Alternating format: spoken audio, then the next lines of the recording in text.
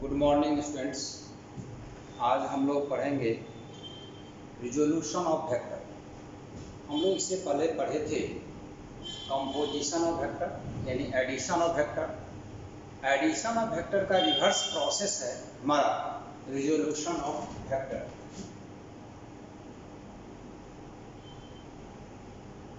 Resolution of a vector. Composition of vector का reverse process है। Composition में दो या दो से अधिक वेक्टर को एक सिंगल वेक्टर से रिप्रेजेंट करते हैं। रिजोल्यूशन उसका रिवर्स प्रोसेस है।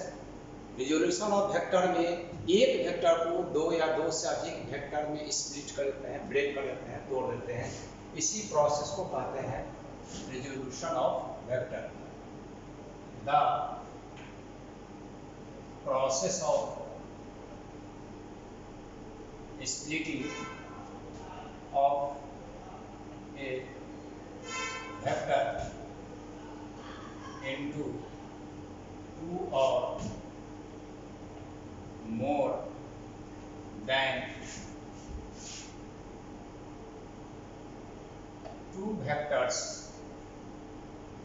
in a given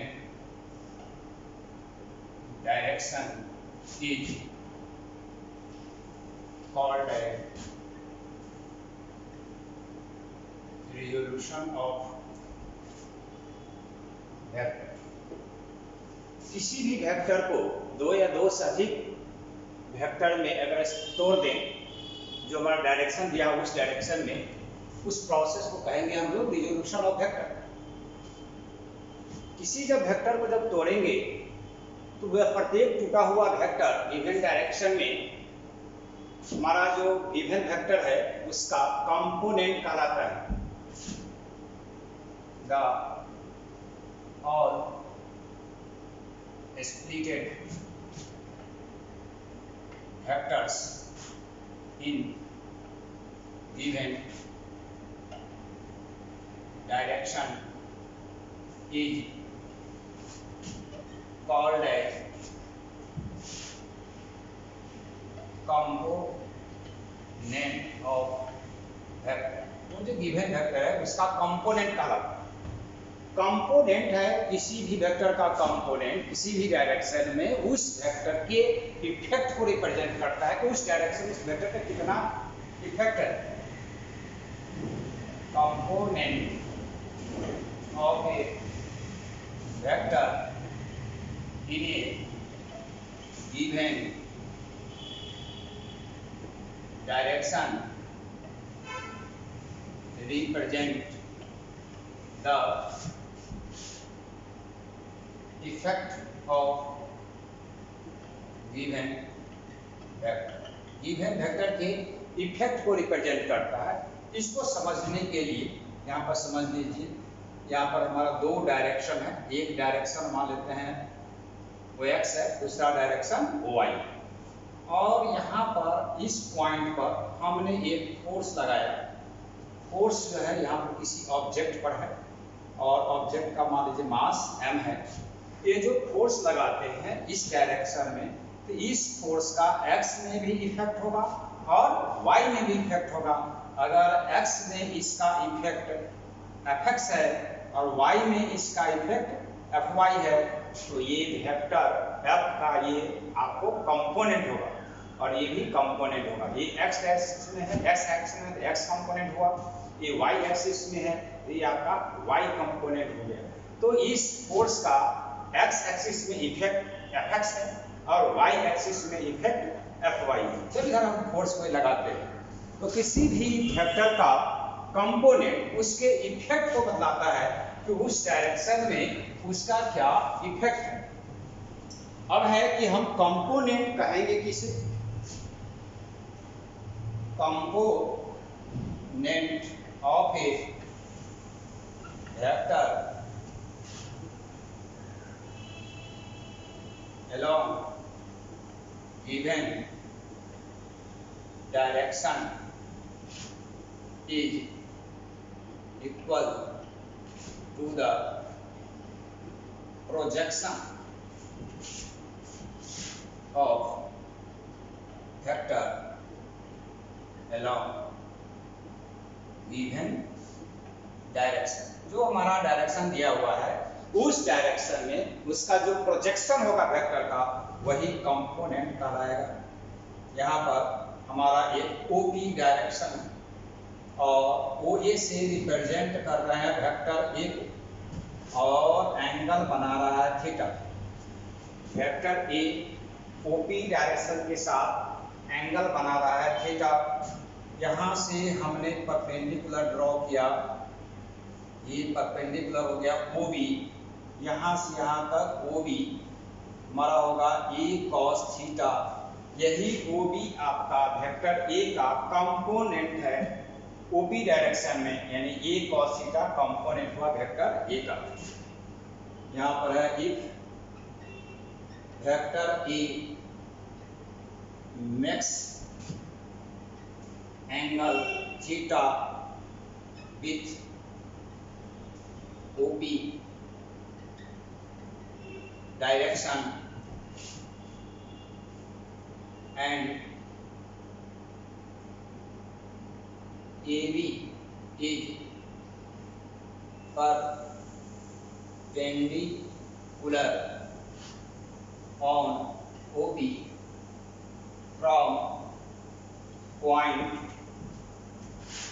A, then OB is equal to A cos theta is called as projection of vector A।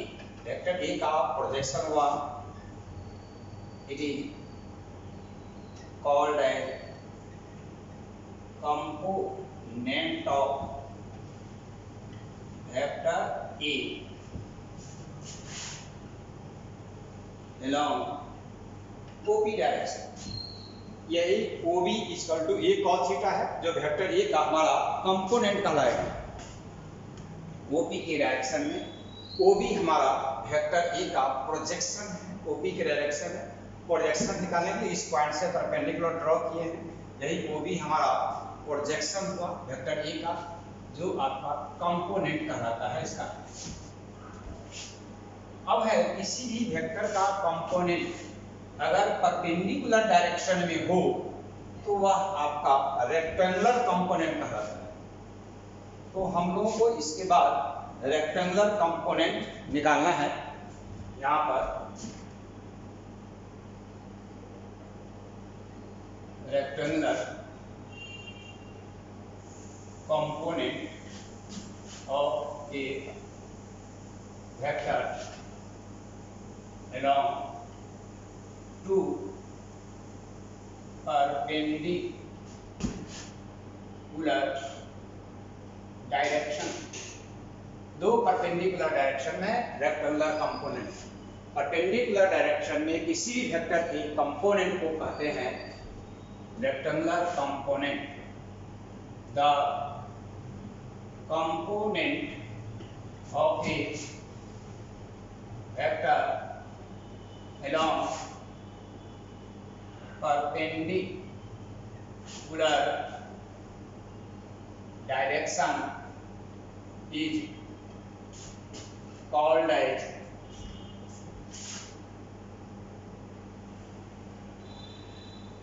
rectangular component of vector। और वेक्टर का कहलाता है हमारा रेक्टेंगुलर कंपोनेंट। तो ये रेक्टेंगुलर कंपोनेंट अभी हम लोग निकालेंगे दो परपेंडिकुलर डायरेक्शन में। यहाँ पर दो परपेंडिकुलर डायरेक्शन लेते हैं हम लोग।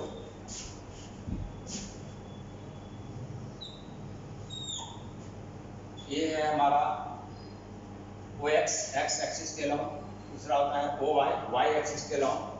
O ओरिजिन है, OA से रिप्रेजेंट किए हम वेक्टर A को। वेक्टर A हमारा एंगल बनाता है थीटा डिग्री। यहाँ से हमने परपेंडिकुलर ड्रॉ किया AB और A परपेंडिकुलर ड्रॉ किया आपका AC। OB इक्वल टू इसको हम लोग वेक्टर AX मानते हैं इसको ओ ए को मानते हैं हम लोग कितना ए वाई, तो ए बी भी हमारा होगा ए वाई वेक्टर। ओ एक्स एक्सिस में यूनिट वेक्टर हमारा आई कैप है, वाई एक्सिस पे यूनिट वेक्टर हमारा जे कैप है। इससे पहले हम लोग यूनिट वेक्टर पढ़े थे, इसमें यूनिट वेक्टर में एक्स एक्सिस में आई कैप और वाई एक्सिस में हमारा जे कैप है। Let vector A makes angle theta with O X axis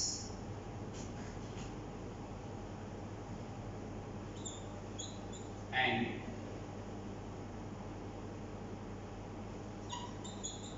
unit vector I cap and j cap is along OX and OY axis, both are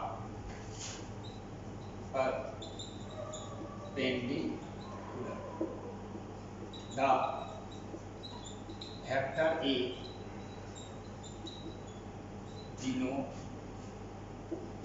denoted by OA, that is OA is equal to vector A। OA से represent किया है vector A को, AB and AC are perpendicular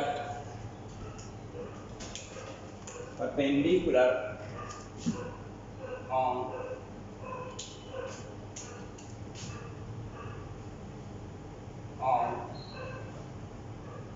OX and OY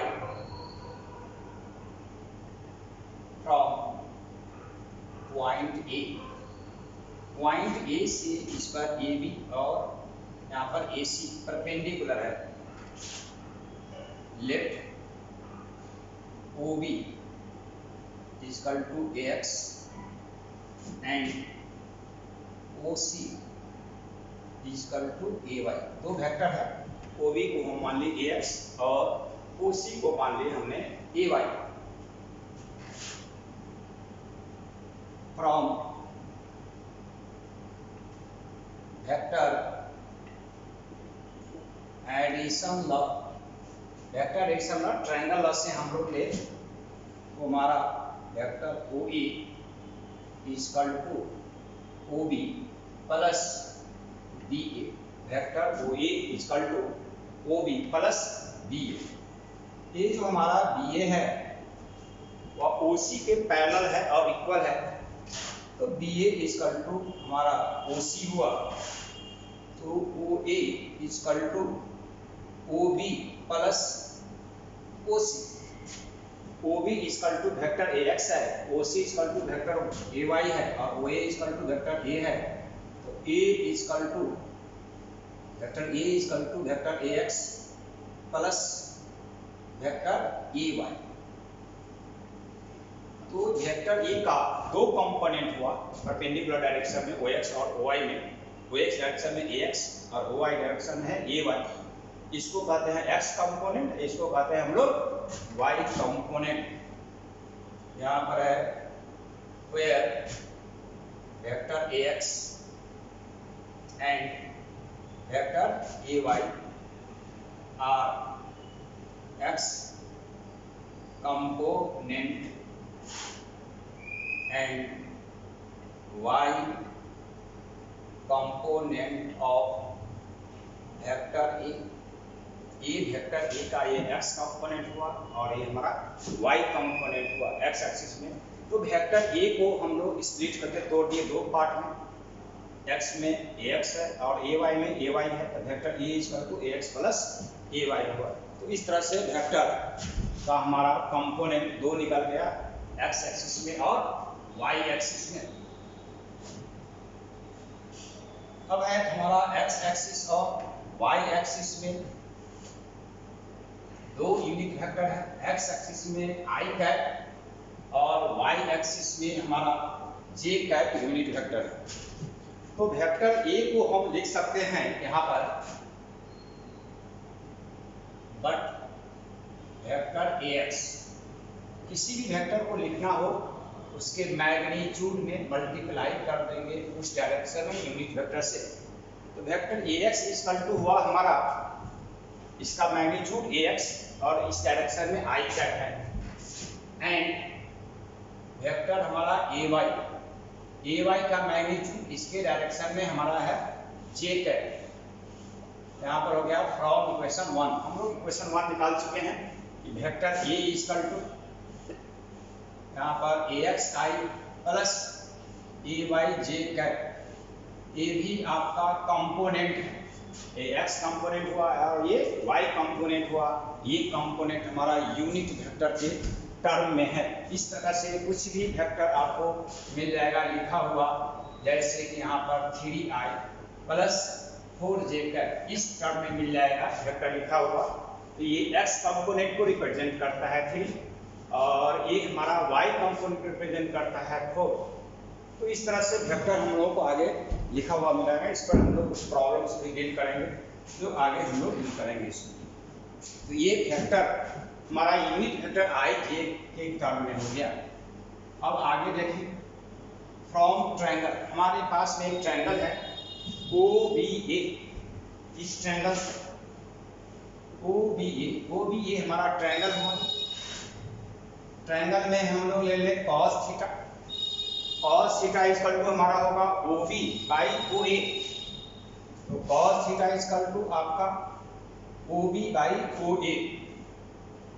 OB हमारा है AX, OA है A, तो AX equal to हो गया A cos थीटा। इस AX का वैल्यू यानी OB का वैल्यू निकल गया हम लोग को A cos theta, and sine theta perpendicular हमारा है BA बाई OA। BA हमारा OC के इक्वल टू है, OC और OC हमारा AY बाई A हुआ। तो AY equal to A sine theta. इस तरह से हमने AX का वैल्यू निकाला A cos थीटा और AY का वैल्यू निकाला A साइन थीटा। इक्वेशन 2 में इसका वैल्यू हम लोग पुट कर देंगे। यहाँ पर हो गया from equation 2 vector A equal to A cos theta I cap A sine theta J cap. Equation 3, A भी आपका कंपोनेंट हुआ, ये आपका X कंपोनेंट है और ये हमारा Y कंपोनेंट है। ये यूनिट वेक्टर का टर्म में है और ये जो वेक्टर हमारा गिवन है उसी के मैग्नीट्यूड के टर्म में हमारा यूनिट वेक्टर के टर्म में है। अब है हम लोगों को magnitude of vector A। Vector A है उसका मैग्नीट्यूड निकालेंगे, ये जो वेक्टर है इसका मैग्नीट्यूड निकालेंगे। तो यहाँ पर देखें, फ्रॉम ट्रायंगल OBA, इसी ट्रायंगल में आ गए OBA में आपका OA का square equal to OB square plus BA square. OA square equal to OB square plus BA square.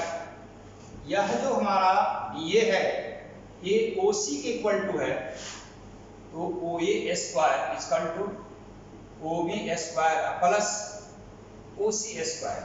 OA हमारा वेक्टर A को रिप्रेजेंट करता है उसके मैग्नीट्यूड को, A square equal to OB AX है AX स्क्वायर, OC हमारा AY है AY square. तो यहाँ पर हो जाएगा आपका मैग्नीट्यूड ऑफ वेक्टर A का magnitude A equal to root under AX square plus AY square. Equation हमारा 4। किसी भी वेक्टर का जब दो कंपोनेंट हो रेक्टेंगुलर कंपोनेंट, तो उसका मैग्नीट्यूड निकालने के लिए रूट अंडर x कंपोनेंट का square plus y component square, इसका इसे मैग्नीट्यूड हम लोग निकालेंगे। अब है कि इस वेक्टर का डायरेक्शन कोसाइन कितना होगा, ये डायरेक्शन कितना होगा, तो डायरेक्शन एंगल हम लोग निकालेंगे। ट्रायंगल हमारे पास में है ओ बी ए, यहाँ पर है direction angle of vector A, vector A का डायरेक्शन एंगल, वेक्टर ए का मैग्नीट्यूड निकालें। डायरेक्शन एंगल है from triangle O B A, ये ट्रायंगल हमारा है ओ बी ए, ओ बी ए। यहाँ पर हम लोग tan थीटा लें तो tan थीटा का वैल्यू हमारा होगा परपेंडिकुलर बाई बेस, परपेंडिकुलर है हमारा B A by O B, B A हमारा ओ सी है, ओ सी बाई, तो tan थीटा का value O C equal to A Y है और ये हमारा O B equal to A X है। इक्वेशन 5 हुआ tan थीटा का, तो थीटा इक्वल टू हमारा होगा tan inverse A Y by A X. ये हमारा डायरेक्शन एंगल निकल गया वेक्टर ए का, वेक्टर ए का direction angle tan theta equal to होगा y component by x component, तो वेक्टर ए का हमारा ये डायरेक्शन एंगल निकल गया। इस पर कुछ क्वेश्चंस हैं, इसको हम लोग देखें।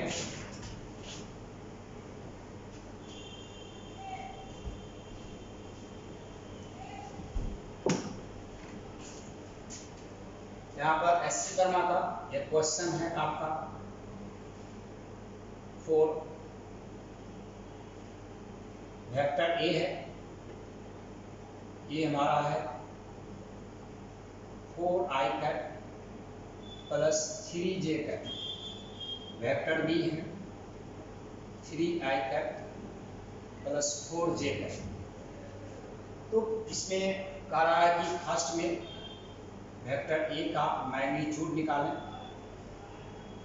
बी में वेक्टर बी का मैग्नीट्यूड निकालें, सी में vector A plus vector B का मैग्नीट्यूड निकालें, इक्वल टू व्हाट, और डी में हमारा है vector A minus vector B का मैग्नीट्यूड निकालें। दो वेक्टर गिवन है, vector A vector B. Vector A का x कंपोनेंट हमारा दिया हुआ है 4 और y कंपोनेंट है 3, यानी 4i plus 3j। B vector का x कंपोनेंट 3i प्लस यहाँ पर 4j है। तो सॉल्यूशन हम लोग निकालें इसका, पहले ए ले, वेक्टर ए का मैग्नीट्यूड पूछा जा रहा है, तो वेक्टर ए इक्वल टू है हमारा यहाँ पर 4i प्लस 3j। इसका मैग्नीट्यूड निकालने के लिए अभी हम लोग पढ़े हैं x कंपोनेंट का स्क्वायर प्लस y कंपोनेंट का स्क्वायर, 4 का स्क्वायर प्लस 3 का स्क्वायर का रूट अंडर होगा, ये 16 प्लस 9 यहाँ पर होगा 25 रूट अंडर, इसका हो गया 5, तो वेक्टर ए का मैग्नीट्यूड निकल गया 5। इसमें अगर हम डायरेक्शन एंगल निकालें, tan theta equal to y component by x component, y component 3 है, x कंपोनेंट 4 है, तो theta equal to tan inverse 3/4 होगा। ये डायरेक्शन एंगल निकल गया, वेक्टर ए का मैग्नीट्यूड 5 और डायरेक्शन एंगल निकला। अब आइए बी में पूछ रहा है कि वेक्टर बी का मैग्नीट्यूड कितना होगा, तो वेक्टर बी के मैग्नीट्यूड निकालेंगे। सबसे पहले हमारा वेक्टर बी क्या है उसको देखें, बी है हमारा 3i प्लस 4j, तो वेक्टर बी का मैग्नीट्यूड रूट अंडर यहाँ पर x कंपोनेंट का स्क्वायर, x कंपोनेंट हमारा 3 है, प्लस y कंपोनेंट स्क्वायर की भी 4 है, ये 9 प्लस 16 25 रूट अंडर 25 का 5 हो गया, तो वेक्टर बी का भी मैग्नीट्यूड हमारा 5 निकल गया।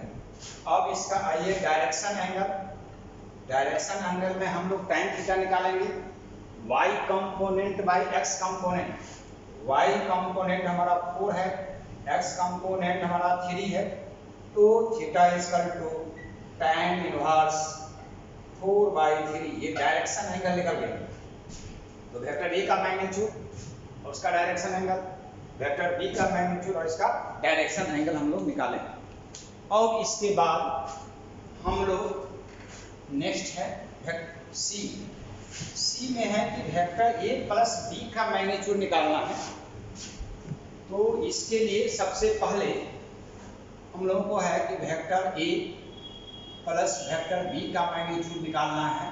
सबसे पहले vector A plus vector B का वैल्यू निकालेंगे। तो वेक्टर ए का वैल्यू हमारा है 4i plus 3j plus 3i plus 4j। ये वेक्टर ए का वैल्यू है और वेक्टर बी का वैल्यू रखे हम लोग यहाँ पर 4i plus 3j plus 3i plus 4j। यहाँ पर 3i 4i ये हमारा हो गया 7i 3j 4j ये भी हो गया हमारा 7j। तो vector A plus vector B का वैल्यू निकल गया 7i प्लस 7j। इसका भी x कंपोनेंट 7 है और y कंपोनेंट भी 7 है। अब हम लोग को vector A plus vector B का मैग्नीट्यूड निकालना है। तो 7 का square x component square plus y component का square 2 into 7 square root under तो 7√2। ये आपका a प्लस बी का मैग्नीट्यूड निकल गया। इसमें अगर डायरेक्शन एंगल निकालें हम लोग tan theta equal to y component by x component. y component भी 7 है, x कंपोनेंट भी 7 है। तो थीटा इक्वल टू हमारा होगा tan इनवर्स 1। tan इनवर्स 1 हम लोग जानते हैं ये 45 डिग्री होता है। तो एंगल हमारा 45 डिग्री है। इस तरह से हमने vector A plus vector B का मैग्नीट्यूड निकाला। अब हमको निकालना है वेक्टर ए माइनस बी। तो सबसे पहले हम लोग वेक्टर ए माइनस बी का वैल्यू निकालेंगे कि हमारा vector A minus vector B का वैल्यू कितना है। तो डी के लिए आए हम लोग तो vector A minus vector B निकालें। पहले वेक्टर ए का वैल्यू डालें। ए हो गया 4i प्लस 3j माइनस हमारा होगा 3i प्लस 4j। यहाँ पर वेक्टर ए का वैल्यू हमने लिखा और वेक्टर बी का। अब है इसको सॉल्व करेंगे। 4i plus 3j minus 3i minus 4j। तो हमने यहाँ देखा 3i है माइनस ये 4i है तो 4 minus 3i plus 3 minus 4j।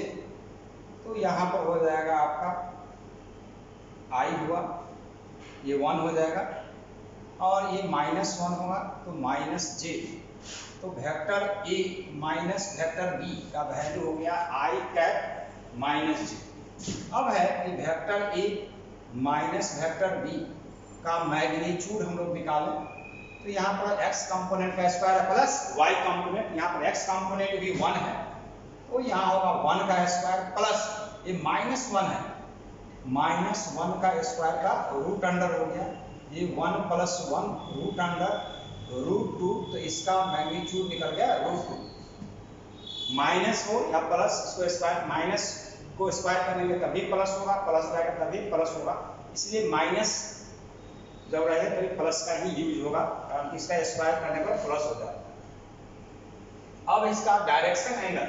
तो डायरेक्शन एंगल निकालें तो tan theta y component by x component. तो y कंपोनेंट यहाँ पर हमारा -1 है, x कंपोनेंट हमारा 1 है तो tan थीटा इक्वल टू -1 तो tan theta equal to tan inverse -1। तो ये हमारा डायरेक्शन एंगल इसका निकल गया। इस तरह से vector A minus vector B का वैल्यू हम लोग निकालें। इसे बहुत सा क्वेश्चन होगा इसका मैग्नीट्यूड निकालना है और डायरेक्शन भी निकालना रहता है। उसको हम लोग इसी फॉर्म से निकालेंगे। एक और एग्जांपल देख लीजिए आप। यहाँ पर